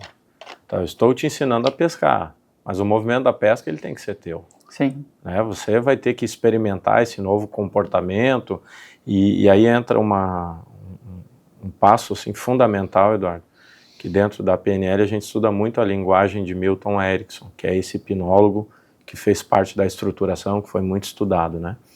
Onde você trabalha com a mente inconsciente da pessoa, resgatando informações para que ela tome a decisão que é melhor para ela. baseado no mapa de mundo dela, na forma como ela encara a vida. É lógico que quando a gente fala do meio corporativo, você vai fazer isso seguindo padrões da política da empresa, do código de ética da empresa, daquilo que está de acordo com aquele negócio, aquele projeto. Mas ainda assim você tem o seu jeito próprio de conduzir. E isso está dentro do meu mapa de mundo. São as experiências todas que eu vivo, né, que eu vivi até aqui, e estão muito fortemente ligadas a crenças e valores. Então, qual é a experiência do Paulo para conduzir uma entrevista de podcast? Qual é a experiência do Eduardo para isso? Uhum. Né, nós temos mapas de mundo diferentes. Hoje eu estou sendo entrevistado e eu tenho a experiência de dar entrevistas.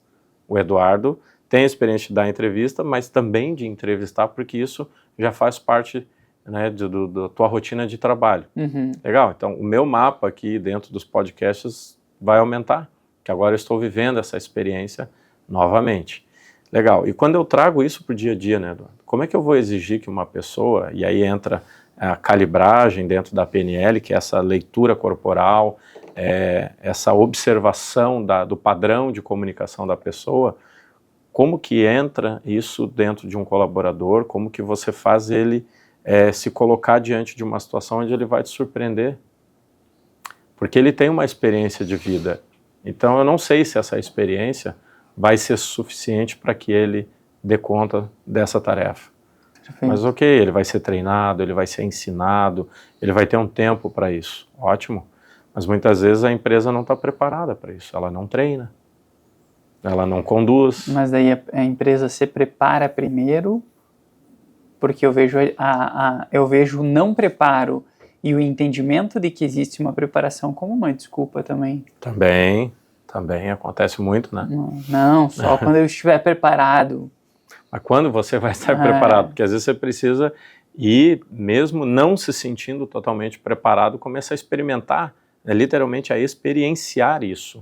Que ali você vai aprendendo também, né? Eu estudo gastronomia, mas não cozinho. Sim. Qual é a sua experiência com isso, então? É tipo um médico prática, que é nutrólogo e tem 200 quilos.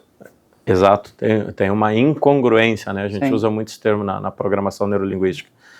A tua fala é congruente com a tua linguagem corporal? Sim. Né? E o corpo dá sinais muito rápido, né? Como a gente falou anteriormente, né?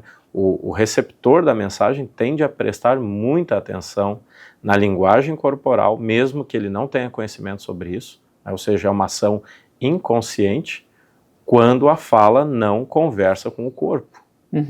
Eu estou falando uma coisa para você, mas eu acredito em outras coisas. Ou estou, talvez até mentindo, criando uma história, né, Eduardo? O corpo vai entregar. Então, de novo, a gente volta, né, Eduardo, para o autoconhecimento. Eu me estudo e aprendo sobre o outro. Né? Eu me estudo, eu me lidero melhor. E eu lidero melhor. E eu vejo, trazendo para o mundo, volto à empresa, o que tu vê que seria ideal para gestores, para diretores, para CEOs buscarem para ser melhor, para serem pessoas melhores, porque não existe eu sei que não existe uma fórmula, né? Você vai fazer isso, vai fazer isso, vai fazer isso, e você será melhor. Mas o que tu acha que poderia ser um grande primeiro passo para que as pessoas busquem evoluir, né? Sim. Bom, vamos lá, né, Eduardo? É uma pergunta desafiadora quando a gente pensa assim que existem múltiplos caminhos, né, para essa trajetória. Mas quando a gente pensa assim em termos de autoconhecimento, né, eu me conhecer. Eu já conversei com CEO, com diretores, com pessoas extremamente centradas, Eduardo, assim, extremamente congruentes com suas ações. Óbvio que eu estava conhecendo ali o campo profissional, né? Mas que nunca haviam feito, por exemplo, um curso de PNL, que nunca tinham ouvido falar em Enneagrama, por exemplo, né, que é uma ferramenta fantástica também sobre autoconhecimento, que fala muito sobre os nossos padrões de personalidade, né? E que ainda assim eram pessoas extremamente centradas, né, nas suas tarefas, no seu cargo. Então, dentro do que eu trabalho, eu te digo assim que Quando a gente fala de PNL, né, seria um excelente campo para a pessoa conhecer. Primeiro, ela vai ter um conhecimento extremamente profundo sobre si, né, e vai sair de uma formação em PNL com ferramentas muito eficazes para aplicar na sua comunicação com o mundo exterior. Né? Então, você vai extrair melhor as informações das pessoas, você vai respeitar melhor o funcionamento dessas pessoas e ter consciência de uma forma muito mais ampla, Eduardo. Se a pessoa de fato serve para aquela função, ou você está colocando a pessoa na zona de estresse dela. Porque existe a tal zona de conforto e a tal zona de esforço, né, Eduardo?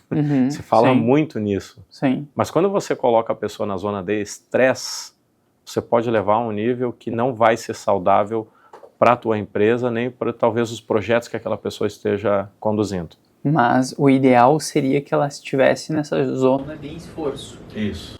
Para que auxilie um pouco, naturalmente, né, por falta de consciência, a gente chama de zona de estresse. Eu acredito que a evolução natural em si ocorreu por meio da falha, por meio do erro, por meio da dor. Exato. Né? Então, aí eu vejo que é o desconforto, né, Eduardo? Não vai ser diferente aqui dentro. Isso, perfeito. Só que se eu coloco a pessoa a nível de estresse, o que a gente tem ouvido falar, Eduardo? Que ficou tão famoso. Não é uma coisa legal. O que tem acontecido com as pessoas nas empresas? A tal da síndrome de burnout. As pessoas estão apagando. A gente pode usar um termo mais simplório, o disjuntor está caindo. Mas porque eu me coloco nesse ponto, nesse nível. E aí tem inúmeras pressões, talvez eu não quero perder meu emprego, eu não queira perder esse cargo, tem um monte de coisas por trás disso, né? E quando eu me autoconheço, eu reconheço melhor essa fase. Eu não deixo chegar ali. Aí é uma questão de limites próprios, né? Até que eu consigo chegar. A partir disso eu preciso, talvez, me estruturar melhor. Não quer dizer que eu não possa cumprir aquilo ali, mas talvez eu precise de mais preparo, talvez eu precise de alguém me auxiliando. Mas no final, a gente dá a volta, a gente dá a volta, e a gente dá mais um pouco de volta e a gente cai no autoconhecimento. Cai. Então esse para mim, Eduardo, e eu não te digo porque eu trabalho com isso, eu te digo porque eu mudei completamente a trajetória da minha vida pelo autoconhecimento. Né? E eu mudei a forma de educar meus filhos, eu mudei a forma de me relacionar comigo e com o meu mundo exterior. Sim. Com a minha mãe, com a minha esposa, com os meus irmãos. A tal da expectativa, né, Eduardo, que a gente cria com as pessoas, e é uma coisa que hoje eu olho muito para isso e evito ao máximo qualquer tipo de expectativa, porque isso é meu, não é da pessoa. E aí envolve até a minha comunicação. Se foi combinado isso e foi entregue isso, por qual motivo eu fiquei esperando que fosse mais que isso? Aí é meu, não é do outro. Não tem a ver sobre o outro, e sim sobre mim. Por qual motivo eu criei essa expectativa interna? É meu. Né? O Cortella fala sobre isso de uma forma interessante, que ele diz: expectativa é expectar. Expectar é esperar, e essa espera é sua, não é do outro.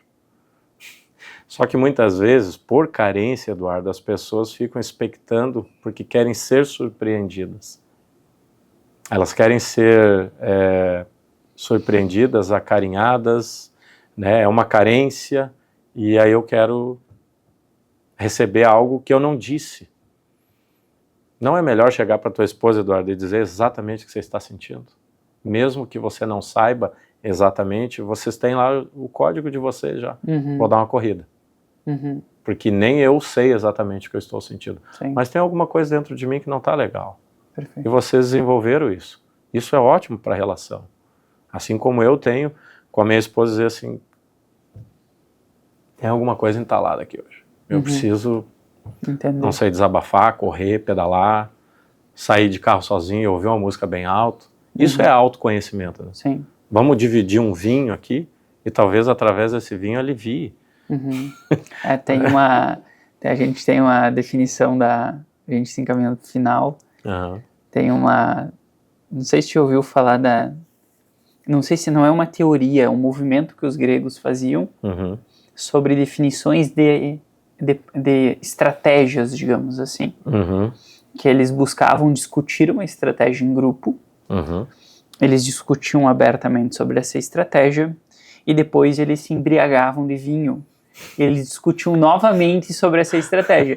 E se em ambos os pontos fossem positivos, quer dizer que era uma estratégia boa. Sim, eu ouvi falar disso, eu não me aprofundei no assunto, Eduardo, mas eu achei cômico porque eu fiquei pensando assim, se em 2 estados de consciência isso se manteve, é porque era para ser assim. Sim. Fazia sentido. Sim. Né? Porque o álcool ele vai alterar o nosso estado de consciência. Né? Sim. Tem pessoas que falam russo, né, depois que bebem um pouco. Tem pessoas que dançam, né, cada um desenvolve aí um talento, né, sobre o efeito do álcool. Mas eu vejo, né, o álcool em si como uma maneira prazerosa até de você debater um determinado assunto, porque ele vai te provocar um relaxamento que talvez na tensão do dia você não solta. Sim. Né, tu baixa a guarda. Né? Você baixa a guarda, exato, e o teu corpo, Eduardo, se ele está tenso, você não vai liberar o padrão de comunicação mais adequado. Lembrando que não estamos sendo apologistas ao alcolismo, não, estamos falando de uma taça de vinho. Exato. 2 dedinhos, né? 2 dedinhos. Assim, né? É muito interessante, né, Eduardo, você ter falado sobre essa questão da liderança, né? Porque, de fato, Eduardo, eu posso entender muito sobre os outros. Sobre os processos, que é extremamente importante, mas se eu não voltar para mim em algum momento, eu vou falhar. Sim. No processo ou com alguém. E a gente tem visto aí, né, Eduardo? Ontem eu participei de uma palestra onde eu estava como aluno ali, como telespectador, e a pessoa falou sobre felicidade, foi muito bacana, alguns dados, né, alguns índices que fecham com o que eu falo. Todo treinamento, toda palestra que eu dou, eu começo falando sobre estado de presença.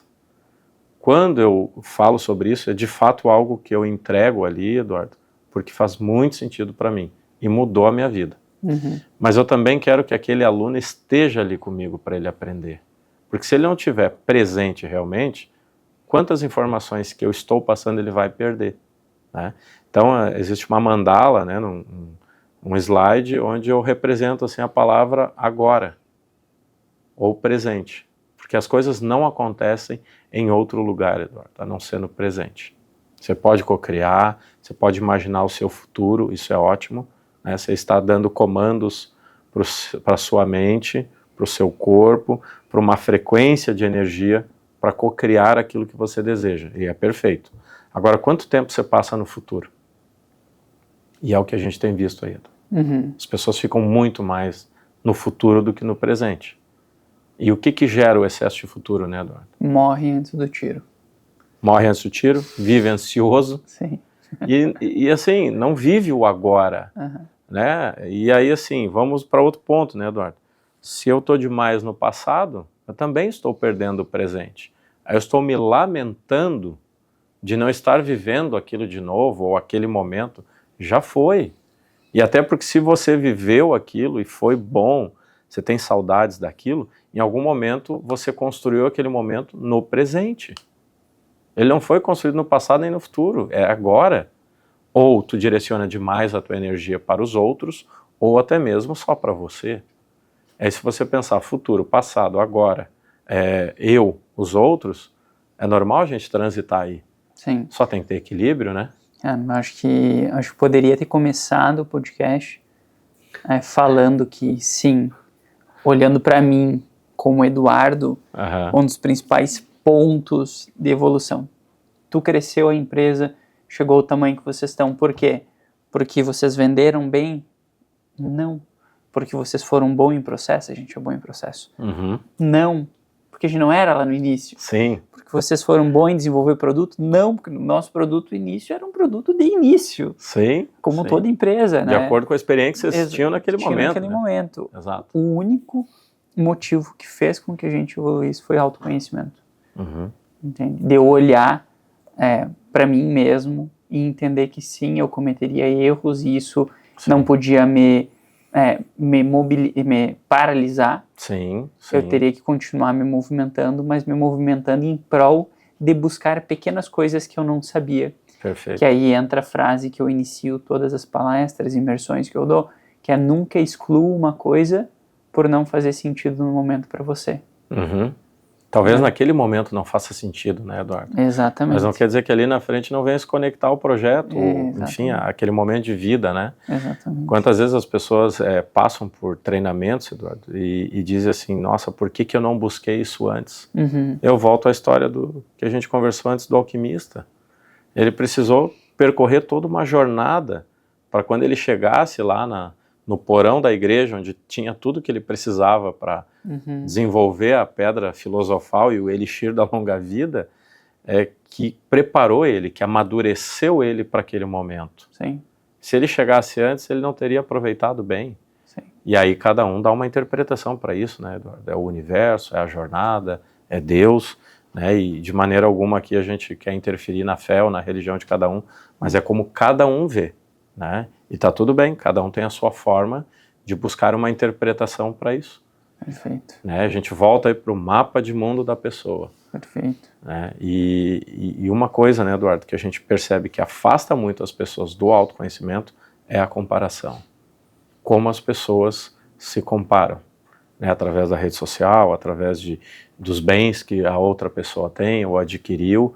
Né? E eu, ao longo dessa jornada do autoconhecimento, de cursos, treinamentos e palestras, eu ouvi tanto sobre isso, Eduardo, que eu até fiz uma frase, assim, eu costumo divulgá-la bastante. Você é exatamente aquilo que você pensa e diz sobre você. Ponto. O resto, Eduardo, é interpretação dos outros. Se eu não acreditar em mim, quem vai acreditar?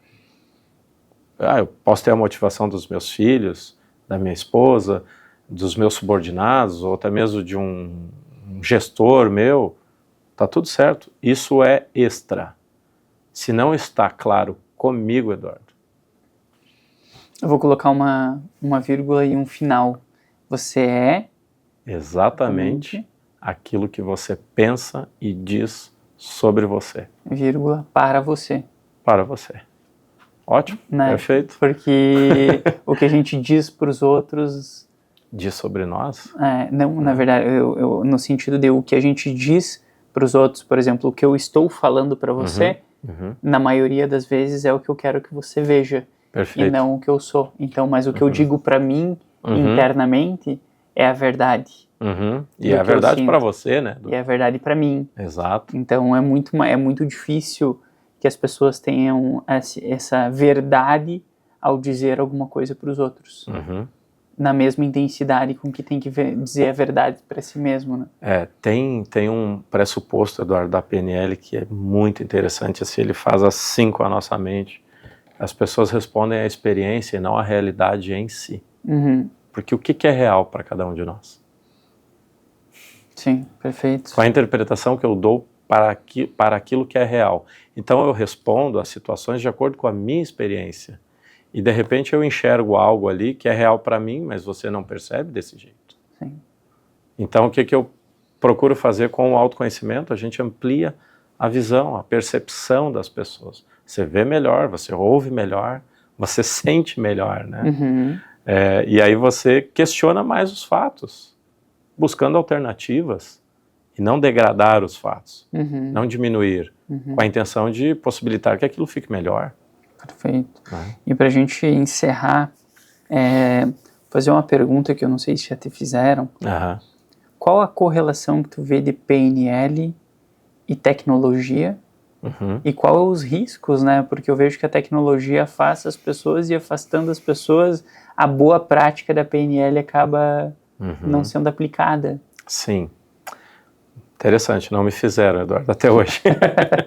Vamos achar uma resposta para isso. Bom, o que o Paulo, né? O Paulo enxerga. Eu sou um curioso da tecnologia. Eu adoro saber o que existe. Não quer dizer que eu vou utilizar, né, Eduardo? Mas eu gosto, né? Eu, por si só, sou curioso de muitas coisas. Que legal que existe isso, né? Eu penso que, se isso for, Eduardo, bem casado, pode funcionar muito bem. Porque vamos pensar assim, Eduardo, eu tenho um amigo que mora na Suécia. Como que eu tenho contato com essa pessoa hoje? Através da tecnologia. E eu posso utilizar a tecnologia para falar com ele e nós fazer uma ligação de 5 minutos, de 2 minutos, de 1 hora, que seja extremamente proveitosa. Que eu possa, talvez, auxiliar essa pessoa de uma forma muito ecológica, muito carinhosa, até talvez mudar o rumo da vida lá. Né? E deixando claro, Eduardo, que eu falo auxílio, porque o auxílio tem que partir da pessoa que está sendo procurada. Então, se ela te procurou, é porque ela realmente quer a tua opinião. Não é aquela história de sair se metendo na vida das pessoas e oferecendo ajuda sem que você tenha sido solicitado, né? Então, eu vejo assim, eu posso usar a tecnologia para isso. Mas o que eu vou fazer da minha comunicação com essa tecnologia? A gente pode pegar a inteligência artificial hoje, né, Eduardo? Está sendo tão falada, tão utilizada, já está nos surpreendendo de formas assim bem, em alguns aspectos, Eduardo, até assustadora. Caramba, olha só, né, de tu literalmente surpreender. Mas tu pode agilizar processos com isso. Você pode pegar tópicos da programação neurolinguística, por exemplo, perguntas muito poderosas e colocar num sistema de inteligência artificial. Recentemente eu fui questionado se eu conseguiria auxiliar num projeto de gestão de RH através da inteligência artificial para perguntas de entrevistas. Falei, eu nunca fiz isso, mas tem um pressuposto da PNL que diz que nós temos todos os recursos que precisamos. Se nós não temos, a gente pode criar. Então, é como eu direciono o uso da comunicação, até mesmo do autoconhecimento, com a tecnologia, ele pode funcionar muito bem, Eduardo. Mas eu ainda, Eduardo, vejo que tem coisas que o contato humano não será substituído pela tecnologia. Né? Porque essa relação, ela é primária. Né, o aperto de mão, o olho no olho, o abraço, né, essa troca ela é sempre muito especial. Mas pode sim ter casamentos perfeitos entre tecnologia e autoconhecimento, entre PNL, seja qual for a ferramenta. Né? Isso pode agilizar muitos processos. Né? Não, é isso aí, é muito bom mesmo. Eu gosto muito desse assunto. Na época da falência, que foi uma época muito difícil, eu li muito, eu gostava de buscar. Eu caí numa cilada, porque eu também li um pouco de Nietzsche. Eu caí numa cilada ali. Para aquele momento para aquele momento foi uma cilada, né? Daí eu falei, não, vamos pro outro onde eu busquei um pouco mais Freud, entender psicanálise. Obviamente, não, eu li como um espectador, né? Sim. Curioso, querendo consumir a vaidade daquele conhecimento bonito, né? Que é um conhecimento romântico, é um conhecimento legal de se ter. Então, mas me ajudou muito muito mesmo. Então, eu ia direcionar o podcast muito mais para vendas, mas eu acho que esta nossa primeira etapa, ela foi extremamente importante, porque as pessoas entendam que se tu quer evoluir tua empresa primeiro, evolui a ti mesmo, né? Sim. Então, Sócrates, acho que já falava, né? Conhece-te a ti mesmo, né? Isso. Então, acho que o autoconhecimento traz muito disso. E sim, o próximo passo da evolução das empresas. E já fica o convite aberto, então, para ter um podcast voltado a PNL e vendas. Perfeito, vamos marcar. E eu já te falo, Eduardo, nós vamos falar sobre mapa de mundo de novo, sobre filtros, né, o quanto somos influenciados pela linguagem e também sobre perguntas muito poderosas, que a gente chama de metamodelo. Legal. Vamos deixar um spoiler. Um spoiler aí do que a gente pode falar. E a principal técnica, que é muito falada, e muitas vezes as pessoas nem têm noção que isso veio da PNL, que é o rapport. Legal. Né? Essa qualidade de relacionamento faz ter sucesso e ter relações quando muito bem alimentadas, se tornarem relações de confiança. Porque as pessoas confundem um pouco, né, Eduardo? Rapport e confiança. O rapport é imediato, é natural, não pode ser manipulativo, né? Sim. E acontece de uma maneira muito bacana. A confiança você leva tempo para conquistar. Sim. E tem pessoas que confundem isso. É legal a gente, no próximo aí, abordar dessa forma, até para as pessoas terem melhor uso da ferramenta, né? Perfeito. Paulo, muito obrigado pela tua presença, fantástico. Não é à toa que falavam muito bem de ti, né? Então, um prazerzão aí conhecer a tua história, tá? A gente tá se aproximando, se conhecendo, acho que o tempo revela muitas coisas. Com certeza. E tá revelando coisas muito boas de ti, então te agradeço por esse bate-papo, aprendo muito com isso. Obrigado. E ficamos até o marcado, né? O próximo podcast. Agradeço também, Eduardo, por estar aqui com você, e como eu te falei na nossa primeira reunião, eu vi um podcast que ficou, acho que na tua timeline, ou da Apple, eu não lembro agora, onde você contou uma parte da sua história que eu me identifiquei com outro momento da minha história também, que foi aquele momento onde você achou aquela moeda, né? E ali mexe com uma coisa que eu tenho trabalhado muito tempo dentro de mim, e foi de pouco tempo para cá que ela realmente aflorou, que é a fé. Né? A fé, de fato, ela move montanhas. Sim. Né? Então, já sou teu fã, e quando a gente conversou aquele dia ali, Eduardo, contando, né, a gente acabou, foi muito além de uma reunião de negócios, né? Sim, sim. Né? Se abrindo os dois, né? Exato, conhecendo a história, né, as dificuldades, as dores, né? Sim. E a gente ali entendeu que tinham coisas parecidas, né? E que sim, que é isso que nos move e faz a gente alcançar o padrão de sucesso que é para cada um de nós. Né? Legal. E referente à fé, muitos amigos meus me perguntavam, porque teve uma época que eu não tinha luz em casa, eu não tinha nada, mas eu dava o meu jeito de estar bem.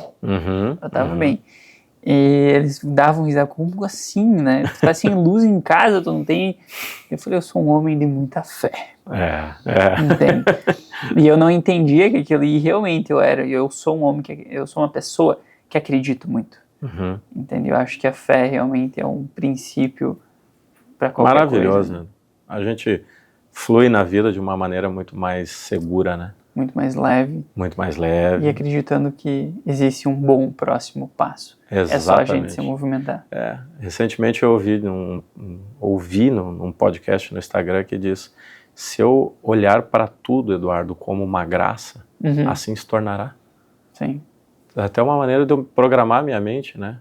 Poxa, eu me atrasei, mas foi uma graça isso. Talvez eu evitei alguma coisa ali que eu nem sabia. Sim, perfeito. E assim a gente vai tocando os dias de maneira leve, feliz, dentro do que a gente considera que é importante, e ainda assim seguindo o propósito da nossa vida. Né? Perfeito. Paulo. Muito obrigado. Obrigado. E assim encerramos mais um ApoCast. Até mais.